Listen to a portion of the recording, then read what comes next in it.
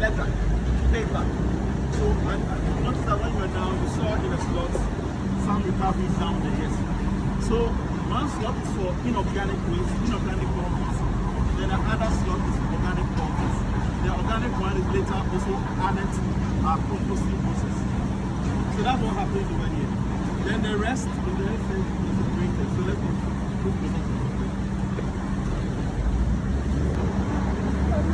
Separate the weights according to sizes.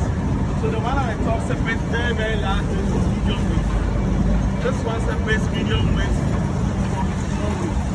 So the medium weights end up here, the large weights end up on our line. You get it? So and also takes out, as they separate, they take out the organic from the waste. And the goal is that by the time you are done with the whole process, we are taking all the organic out. And we also claim we tell the waste by separating the organic from the inorganic. Because the waste, the smell, all the smells have been organic part of the waste. The inorganic that will be smell. So by the time it goes out, you realize that the scent and everything is good. And out of the waste, when we get down there, you see that we have this waste. So the various segmentations, that's the large, the medium, and the small goes to the back. So majority of our organics end up at the back. And this medium size, the medium waste that goes here, we separate them into two different forms, the 2D and the 3D. The 3D, we get a lot of cans. So the technology here, it's what we normally do in our villages. How we know granules. You see, after we know it, you put the granules on a certain pressure, you shake it. So the lighter ones go on top and the granule is off. So the same technology here. There are pulleys and motors that shake the mesh.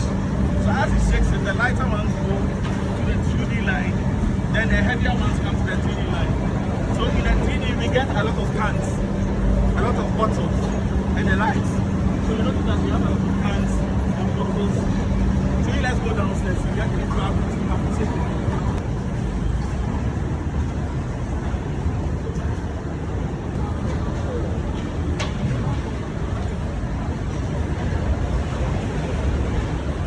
So you notice that even when you take a look at the type of plastics you are taking, at this side they look larger than, because the large waste end up here, medium here, then the smaller ones end up here. So each slot and the type of recovery we do. So we do 4 main types of plastics. That's the BP, polypropylenes, do the HDPs, these ones the HDPs, the gallons and the rest. We also do LD, take away bags, the ones at the far end. We and we also do HM, that's the pure water rubber sachets. Yes. Those ones are okay. So aside that, so we do the water bottles. They are called the PET bottles. Yes, with those ones, we blow them or flake them. So when we get down there, we see some of the products at the back. So everything we recycle is recovered from the plant, from the waste.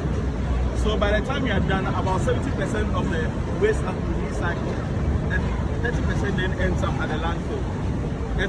It's not clear cut because of we don't really get a specific type of waste fraction coming in. Sometimes you can get more inorganic coming in. Sometimes you can get more organic coming, depending on the season. During rainy seasons, you get more of the organics coming in because we have a lot of fruits, mangoes, and the likes. So you get more of the organics in. And during the dry seasons, you get more of the plastics, the bottles, and the rest coming in. So it's seasonal, and so it's not really clear cut. But averagely, about 70% is then recycled. That's the organic is inclusive, plus the plastics and the metal and the other recoverables. Then about 30% then goes to the landfill. So instead of us sending everything to the landfill, we reduce that and send about just that fraction, about 30% back to the landfill. Now probably be the residual waste. So that it also goes to help us achieve that sustainability goals by reducing the congestion in the landfill. So this is our example. So everything you see here is sent to the recycling side. At the back, we have the biogen set where we use to generate the power concession of the plant. So we do nitrification and denitrification. We've also added a filtration unit, the sand filtration and activated carbon filtration. So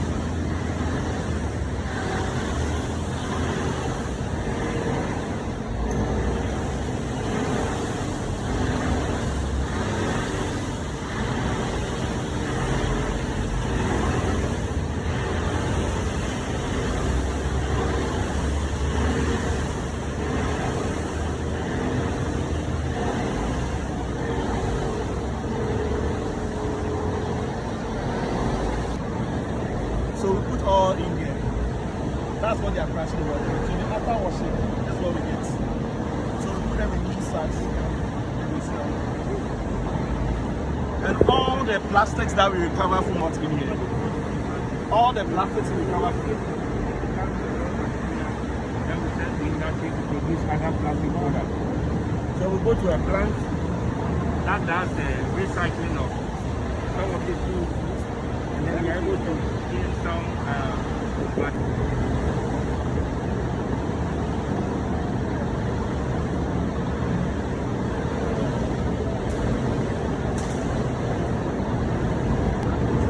By the time you are done, you have, signs of impurities. When you have a product like this, you notice dents. They are all signs of impurities. So you have to rigorously wash them. Then we shred and wash them again.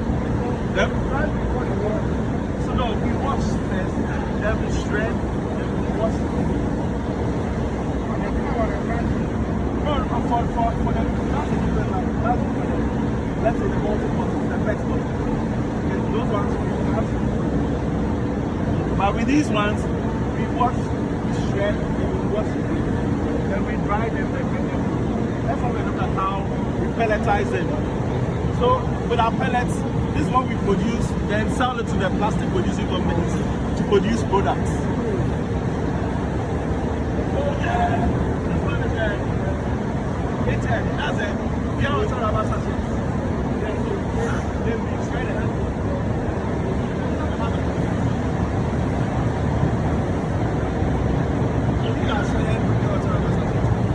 So what we do is the extrusion process. The extrusion, so the shredded plastics are then sent through the channels.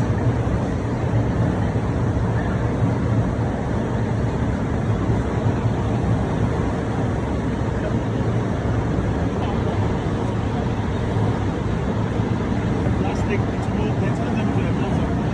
Then you go.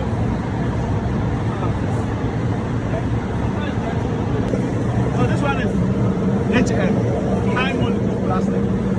These ones are used to make the takeaway bags and the pure water sachets. You get it? It's this color because of the printing on it. So when we sell it to the plastic producing company, they will then add their own color to produce whatever type of color. Yeah. You get what I'm saying? So then we bag them 25 kg and package them. So you see the package. So this pelletized plastic. With this, it's more, it saves space and it's more easier to turn into whatever type of product you want. Yes. This one's too that is only used for takeaway. Some of the products of the PET bottle, that we wear, it's part. Even the weaves that we wear.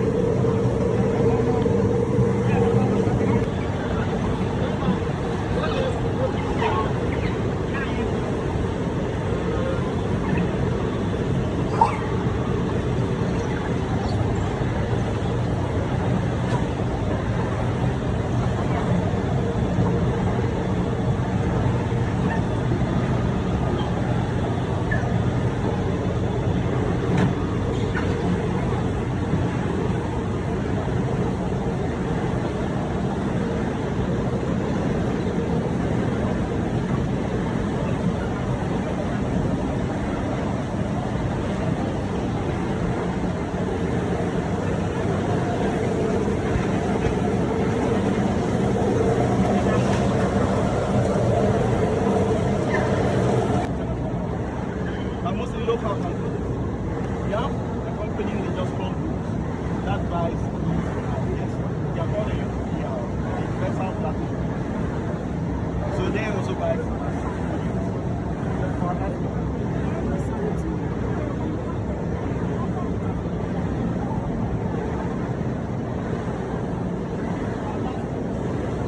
yeah, so but we don't produce this. We sell the raw materials to them.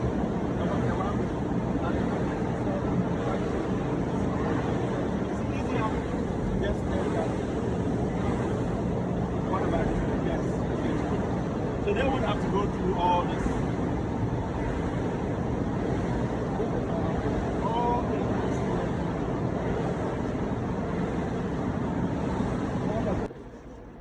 Okay, I'm Michael Padituo, the managing director of the Compost and Recycling Plant. Yeah. So please tell us a bit about. Well, at Accra Compost and Recycling Plant, our mandate is to receive the waste we generate from our respective homes and the marketplaces. We call it municipal solid waste. Once it's brought here, our responsibility is to recover as much as we can from the waste, add value to it, and then send it back into the system for reuse. So the organic components of the waste that is mixed, and it's because the waste that we generate is not separated at source, it's co-mingled. That's the reason for all the investment you see here. So that when the waste comes here, we use the MRF, that's the material recovery facility, to actually recover the various fractions, like organic fraction, the plastics, the cardboards, and then also the scrap metals. We add value to these ones. The organic fraction we turn into compost for agricultural purposes. The plastics, all forms of plastics, HDP, PP, LDP, HM, and the PET, we semi-process them over there into pellets, and then just also give it out to the plastic manufacturing companies for further production into household items. Right. Yes. So this issue of segregation has become an issue for some time now. Looking at the investment you have to do and its cost, how are you engaging the public to understand this things, to be able to actually actually cut costs in terms of. Yes, that's why Jospon as a group in the recent past had to introduce this campaign, free dustbins, issuing 1 million free dustbins to households, just so to store the waste. By our bylaws, the polluter has a responsibility. Once you generate the waste, you have to store it, and then once it's lifted, the responsibility or liability then is transferred to the government, and that's why you are charged for the lifting. But then when it comes to the downstream, the treatment and disposal, final disposal, that's where the government also comes in and it is paid for. I must say that in terms of separation from source, these days the awareness is coming up. Partially, we can tell that in our homes people are separating plastics from other things. But the problem is, it is only one truck that usually will come for the waste. So everything that is separated and at the end of the day ends up in the same truck coming to us. But then if we would have had more trucks, like the way the Zoom Lion has, and the truck can come maybe twice, even in a week. Then the first day in the week is coming from, let's say, organic, and then the second day in the week is coming from recycled. That, in a way, will help them. But it's a gradual process. We are getting there. Once people get to understand that what we call waste is not waste, but it's a resource, and there's value for that, they will keep it itself. Because these days, when I go for social gathering, funerals, and you will see people after serving you the water, standing there waiting for you to pick the bottle, because they know there's value in the bottles.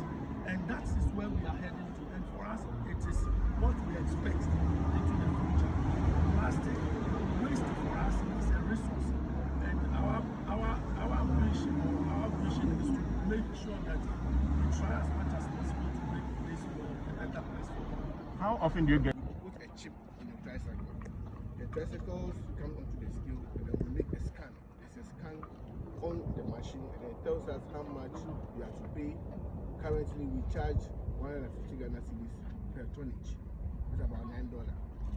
When you scan the tricycles, it gives information to the operator and then to the one paying the money to have a display of whatever you're about to pay.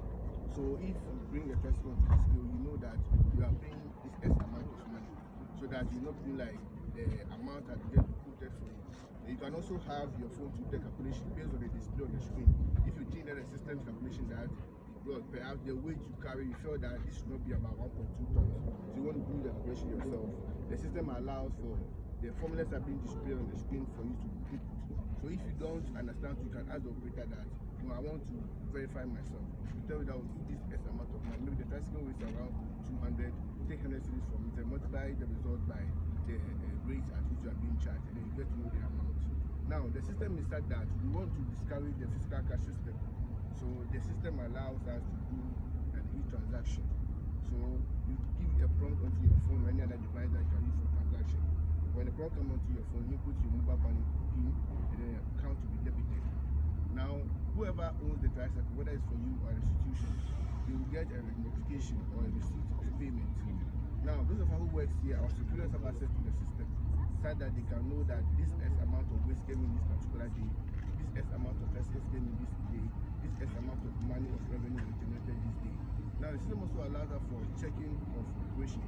Now, when we're supposed to resume or start at 8 o'clock a.m. on the dot, supervisor log into the system and realize that the first route is maybe Bakari came onto the scale around 8:20.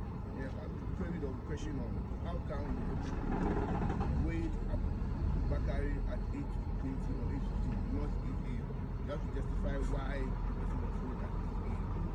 So from here, we're going to the main bridge. Not all of us can go in bridge or okay. So the operator they also tell you more about the system. They come to the phone and show how the question. So this is the one. Here is the weighing bridge. Let me say, here is the first point of contact when there is a new tricycle.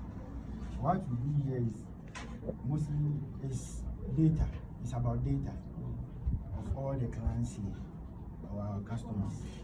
And then we build them here too. Depending on the amount they pay also depends on the how heavy their load is. So the process starts like this. It starts with registration of each customer into the system.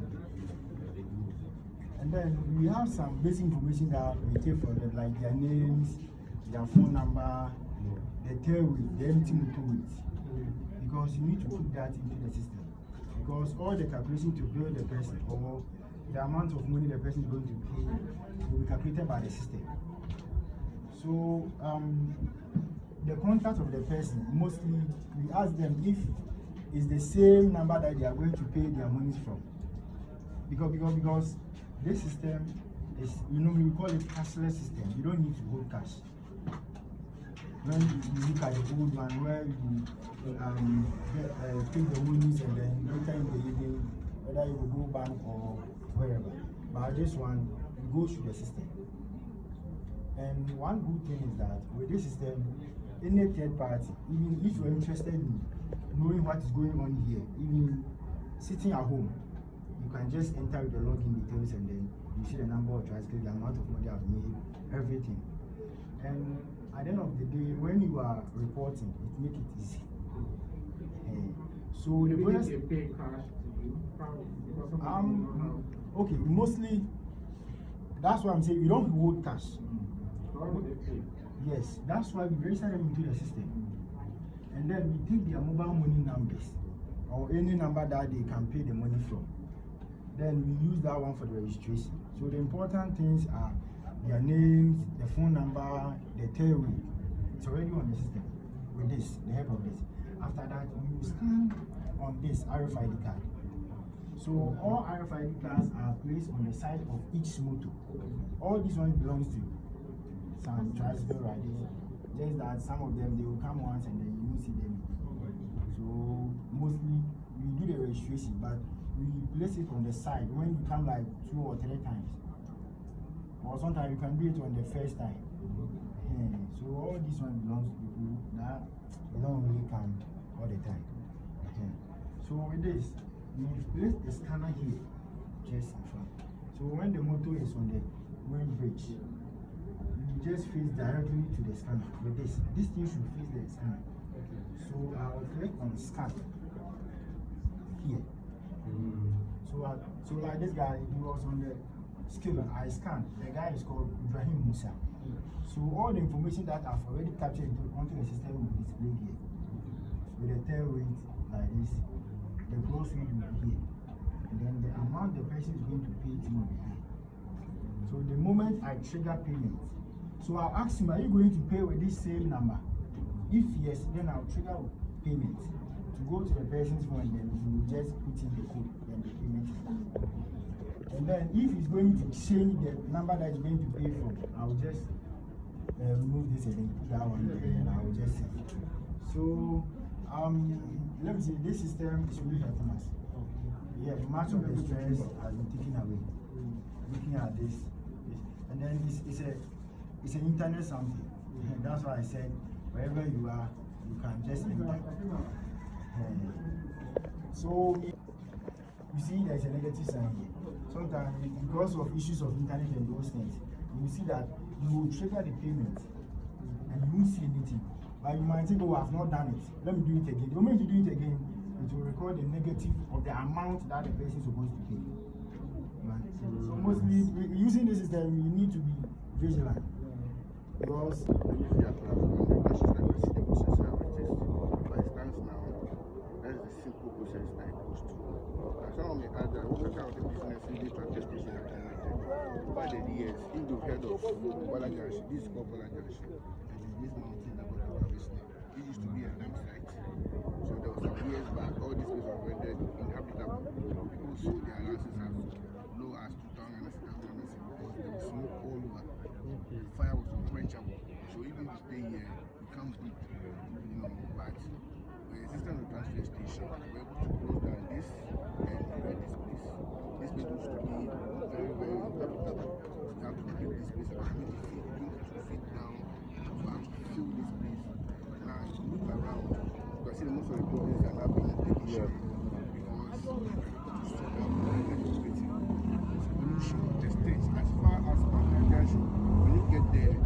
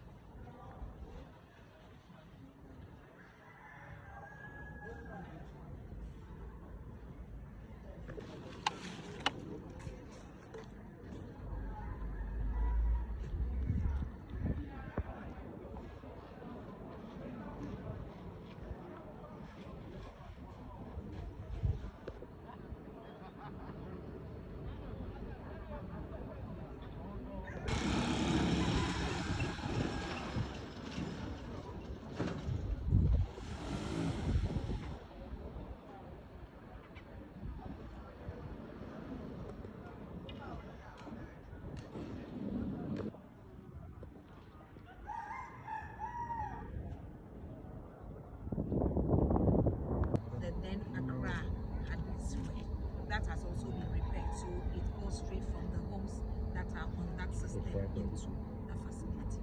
And this helps a lot because between you and I, a lot of us don't know where our number 2 lands. Once we get the water to flush it, that is it.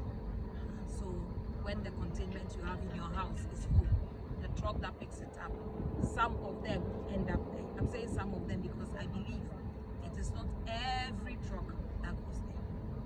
So we would want to plead with the bylaws, the people who manage the bylaws, which is the district assemblies, to make sure that the bylaws are in place so that the right things are done and our sanitation issues in the country will be correct. And we also want that the relationship between the company and the government will be stronger and stronger all the time, because we want to work and we want to save Ghana in terms of environmental sanitation. We moved on to ACAP. ACAP is Accra Compost Recycling Plant, and this is a place where we collect all sorts of waste characteristics, and sorting is done there. We did a research that proved that 62% almost of the waste generated in our homes is organic. Therefore, it gave impetus to the need a compost plant to be established. And this compost plant, we have a replica of it in every region, but not of the same size, where we do sorting of the waste. Plastic forms between 14 and 15% of the waste. So when we sort out these plastics, those that can be used here, there are different types of plastics. I don't want to go into their categorization now. So those that can be used here, we pelletize them as you saw and give them to our company, UPPR, Universal Plastic Product Recycling. And they also produce household materials from that, like rubber bowls, buckets, waste bins, chairs, and things like that. This gives a second life to the kind of waste we have generated, and we get involved in the circular economy because those bowls have a new life and you also travel a length of time before they break down, and then that cycle continues. This is how we are saving the environment of waste. The organics are also processed into compost, and that supports the agrarian community. Where we are standing right now is one of the transfer stations that we have in Accra. This place is a place where we bring the waste from the nooks and crannies of the city, hold them here in a long haul vehicle, and when traffic is down, it is taken to the processing units. And this has also given source of employment to the tricycle riders. Either they will try and do what they can do, and because of their inability to access the dumping sites or the landfills, they do crew dumping. By crew dumping, I mean they dump waste anywhere they can find.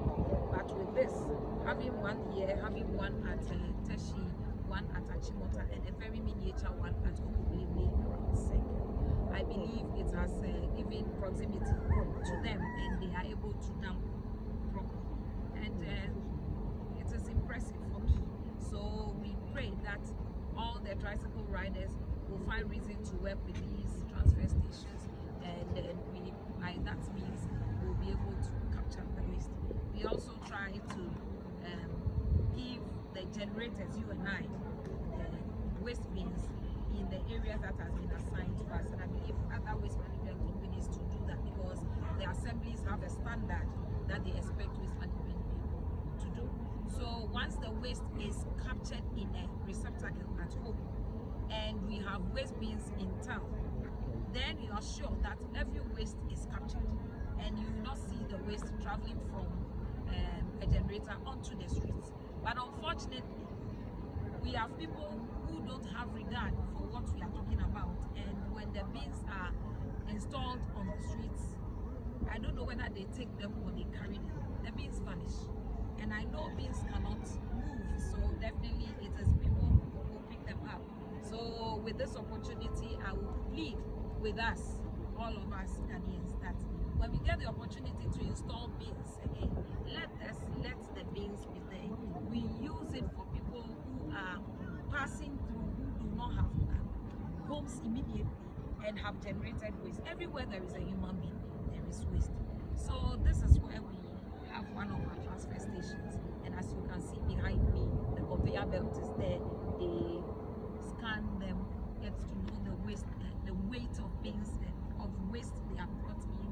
Then it goes onto the conveyor belt behind me, and it is processed for the vehicles to take away when traffic is down.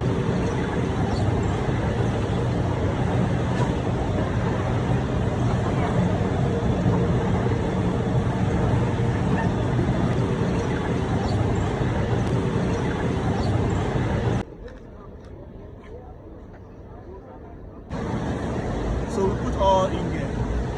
That's what they are crashing water. So after washing, that's what we get. So we put them in these sacks and we sell. And all the plastics that we recover from what's in here. All the plastics we recover from it. Then we send to industry to produce other plastic products. So we go to a plant that does the recycling of some of the food, and then we are able to clean some plastic.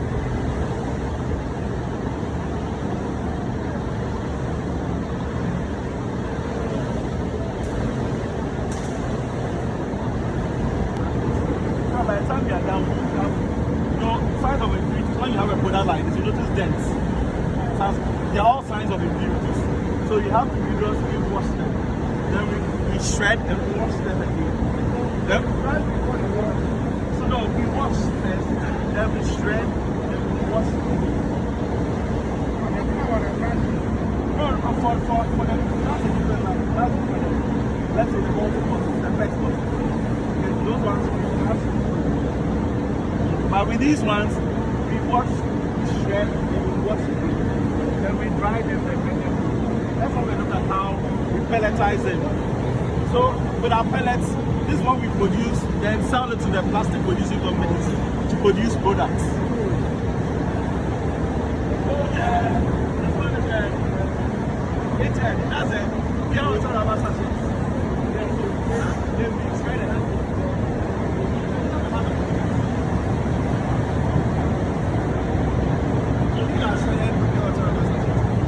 So what we do is we take them through the extrusion process.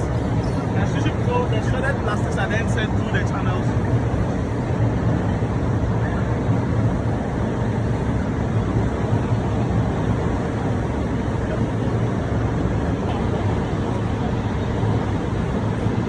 Plastic to move, then turn them into a metal.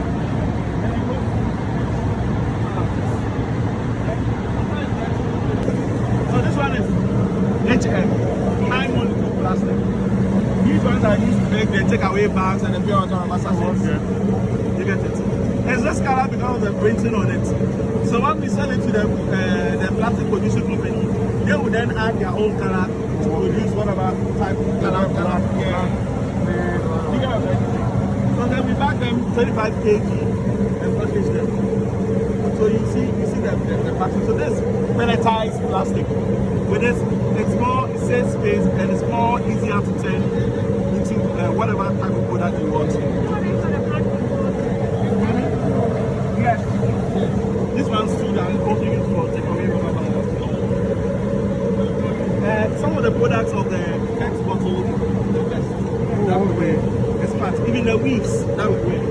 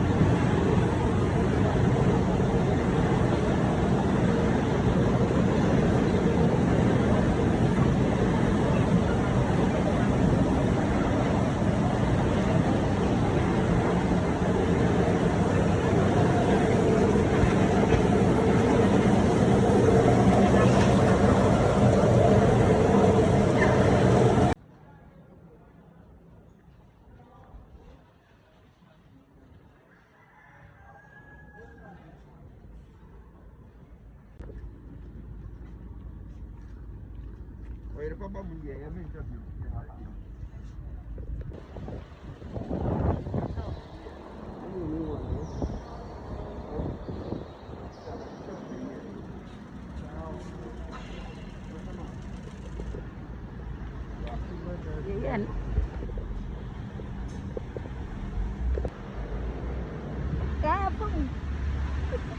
what they give us.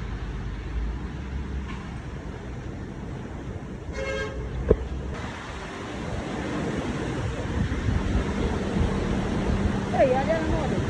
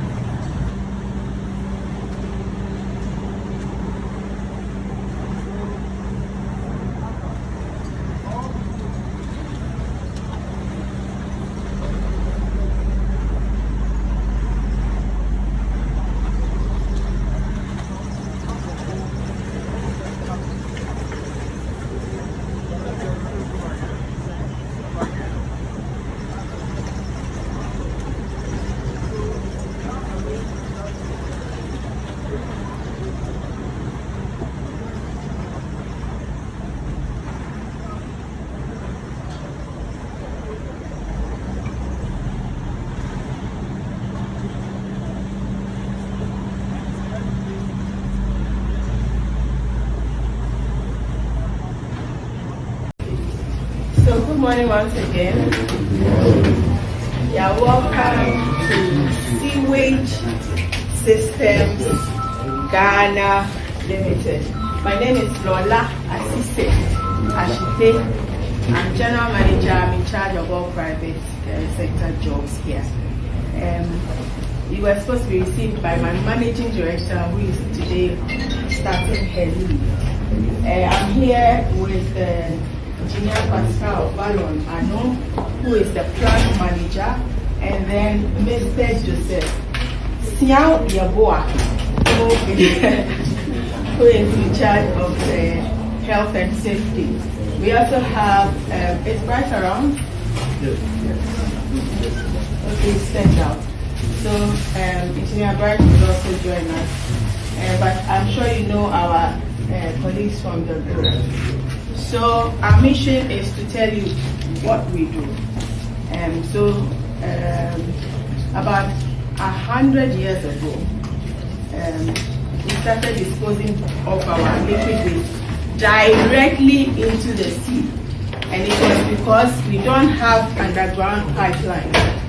Now, like for a very structured community like Ghana, if you build a house, you want to be connected to the national grid for electricity. There's an authority. You go to BCG, then you are connected. You are connected because there's already pipelines. Do you get it? Then for water, you also go to Ghana Water, and then you get connected. You get connected because there's already pipelines. Like I mentioned earlier, for a structured community, sometimes outside this country, if you even want gas, you don't go and carry cylinder anywhere, because just like we have pipelines for water, there are underground pipelines for gas.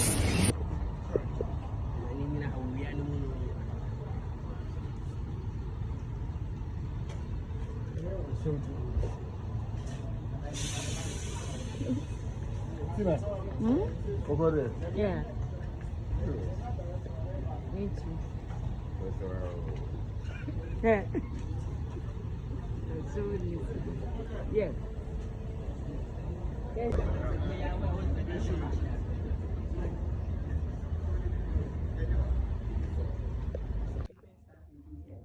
Now there are people at the entrance who take a token, and that should contribute like 0.01% of how much is needed for the treatment. But that goes to the assembly. So if we are in Takoradi, assembly takes the money. If we are here, it takes the money. Because we can't take here and take from government also.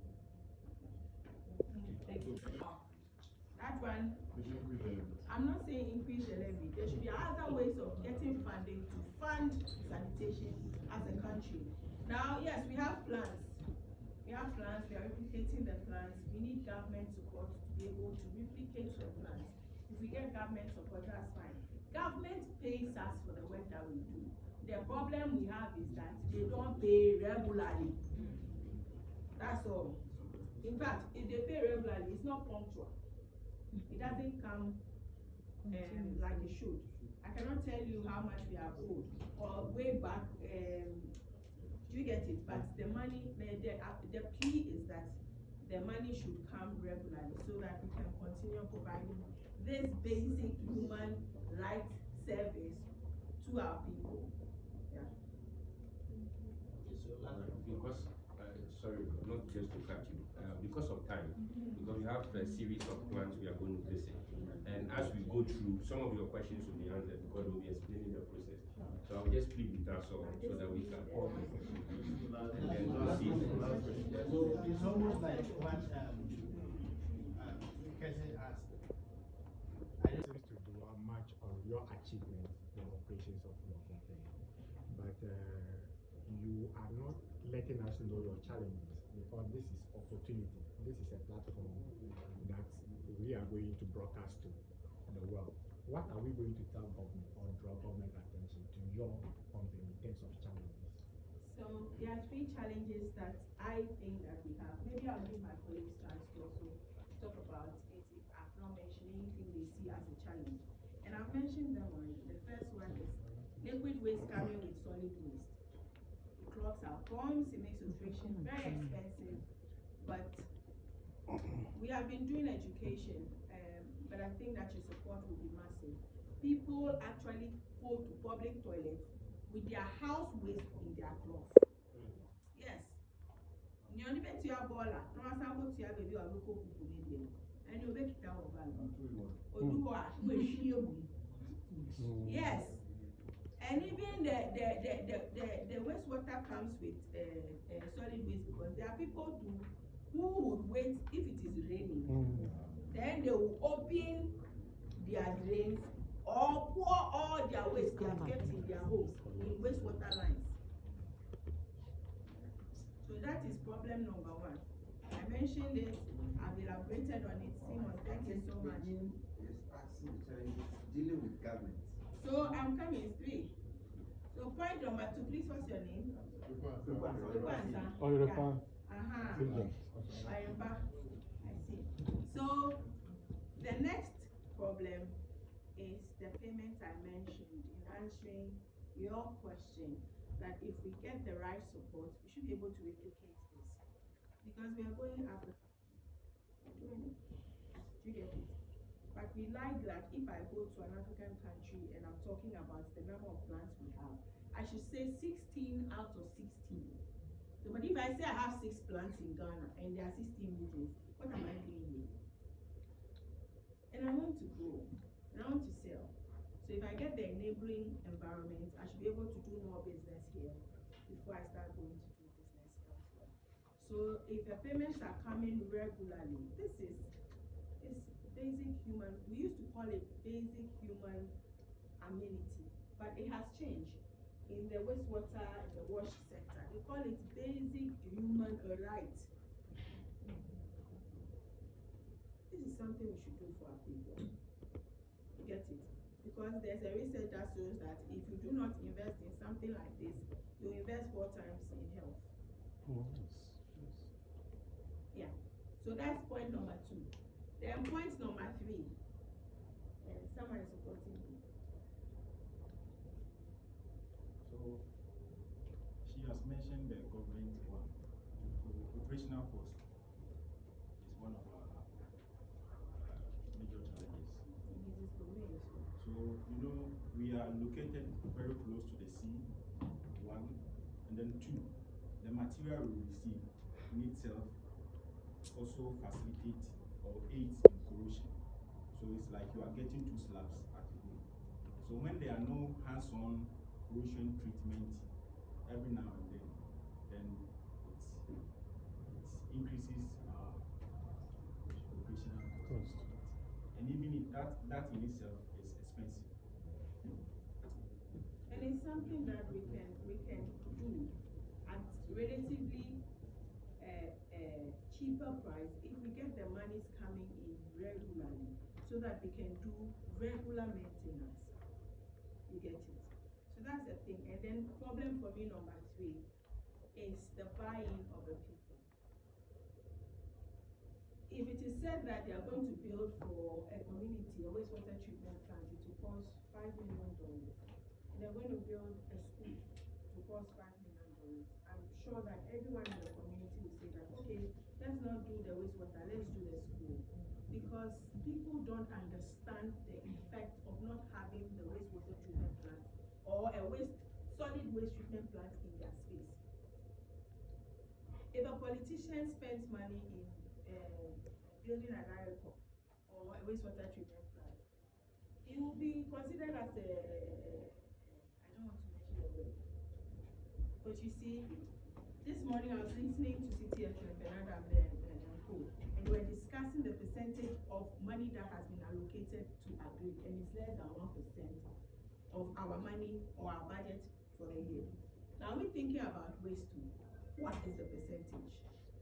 And everything we are importing, all the things we are spending on, which constitutes the 100%, will eventually become waste. You see this thing to be waste. This one, this one, this one. You as a human being. Everything. So if we do not plan for waste management, it's like we are not following. It's FIFO. First in, like whatever garbage that is coming in must go out, must be treated, or else the place will be choked. Everything you import into this country eventually becomes what? Waste. Finish.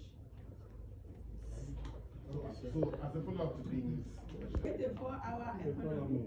We run 24 hours a year, but we accept trucks within the day, because after the day, there's a lot of work to be done to keep the plant ready to receive again the next day. When you go out, you would see solid waste in liquid waste. It is only in Africa. I was in Sierra Leone last week trying to sell sewage systems. And in Africa, you find solid waste in liquid waste. So if you deploy European technology to solve your wastewater treatment problems in Africa, it will not work. Condoms, pads, diapers, fetus, human bodies. How?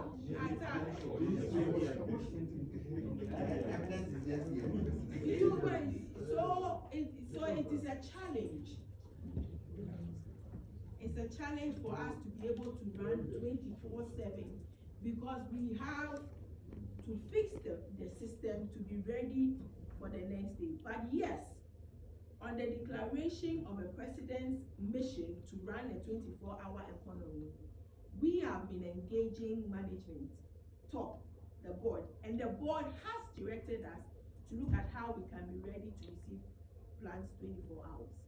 So we are working towards that, because our boss, Dr. Joseph Siani, has pledged to support the 24-hour economy agenda. And so we are preparing ourselves to see how we can receive the trust. So if the trust you see are coming after 8 o'clock, they actually pack and wait for the treatment and the preparation of the plant before they receive it. Yeah. The water that you treat, or the wastewater you treat, can be used as the clean water in that sense? Yes. Yes. And then No, you have to ask questions. and then the second one I want to find out from you, do you take containment from individuals? Who pays for it? How expensive it is for an individual who wants you to be part of the system in his or her home in terms of the treatment? Like you treating the person's home. No, as in to your Are we in charge? Okay, so 2 questions. Question number 1, can we use the wastewater so that it is reused? The answer As is in clean water. yes. Clean water. The answer is yes. You can treat it to potable water levels. Now here in SSGL, we don't do potable water. We do clear water. Clear water is different from potable water. You cannot drink clear water, but you can use it to water your gardens. You can use it. So we treat to potable and clear water level, but it can be treated to potable level. Now there's a place in Brazil where they call their wastewater treatment plant a 360 degree thing. So there's a pool. Every water that we get is from either sea or lake or pond or rain or all those things. So it collects at a place. Then it passes through the normal water pipeline. I told you that we could have a water pipeline and have a wastewater pipeline, right? So it passes through a normal pipeline, goes into a place where it is contained and treated. Then it goes into the households. Then after the household, it now goes into a wastewater treatment plant. It is treated and sent back into the same stream. So it's a 360 degree thing. It's going around. In Ghana, we say we don't do that. We dispose of the water in Tamale, we use for irrigation. But whatever the case is, I think that the 360 degree thing is the option to go, is a policy to look at, because water will always find its source. If you don't treat and then send it back, it will find its way back. Do you get it? So it depends on the country. So they manage the network and we manage the treatment. Like I mentioned in the value, we are just positioned as the treatment side of value chain: containment, transportation, treatment, disposal, or reuse. Okay? Yes. Yes, So you talked about treating the wastewater or reuse. My name is Aminu. I work on that. So we will show you. We use the sludge, the solid part of the waste, for the preparation of charcoal, which is used for cooking, burning, and cooking. That's one. And then we use it for compost. Okay, you can either burn it and use it for charcoal or for compost. We use it for compost. In Kumasi, we are using the wastewater, the treated wastewater, for irrigation. So depending on where you find yourself, if water is a challenge in Tamale, so it will be better if you use the byproducts for the need of the people. So depending on where you find yourself, we use the byproduct to solve the problem. So these are some of the things that we use the byproducts for. Yes. And please, if you mention your name, I'd love it, because your face is funny. I am and I work with the control investigation. So mentioning the sewage process within that plan. Yeah. The other mention is you were also close to the parliament house. It's also the entire electricity connected to the Some parts of Osu, some parts is sewage. Even for all the places I mentioned, not the entire place is sewage. Even in Akosombo, where there's a bragging rights, that is the only place where the entire city is sewage. There are places where you cannot get connected to the grid. It will be more expensive to, like how you get water. Sometimes Ghana water is everywhere now, but sometimes you rather do a borehole, because now if they give you the cost of connecting to the grid, it's far. So some part of Osu is sewage and some part is not sewage. I ask it because they usually open their this thing. I don't know what to say about it. Oh, mention, yeah, it's a book. It's I mean, can smell this thing. It's serious. Even yesterday, the whole street was smelling. So I mean, there's so much challenges. I think this time that has come to your attention. Is it a duty of the government or maybe Okay, so not only Osu experience things like that, even in places where there are sewer networks underground, sometimes there are breakages. It goes into people's homes. It's there. In places where they do containment, there are people who decide that they will pour their wastewater into gutters. But that one is supposed to be managed by the district assemblies to make sure that people are disposing of. There's a drastic improvement in the situation in Greater Accra. You all remember that for more than 20, 30 years back, before 2017, every year there was cholera outbreak. I always struggle mentioning that. Cholera. Cholera outbreak in Greater Accra. Do you remember? Yeah. Is it there now? It's gone to Tapade and Winneba. And in Winneba, I foresaw that thing happening because they do what we used to do here. They dump directly into the sea, and there's a dump site.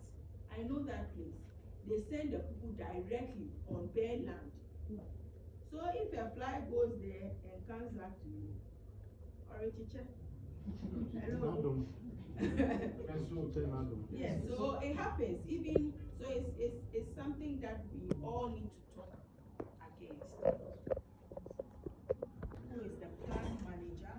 And then Mr. Joseph Siao Yeboah, who is in charge of health and safety.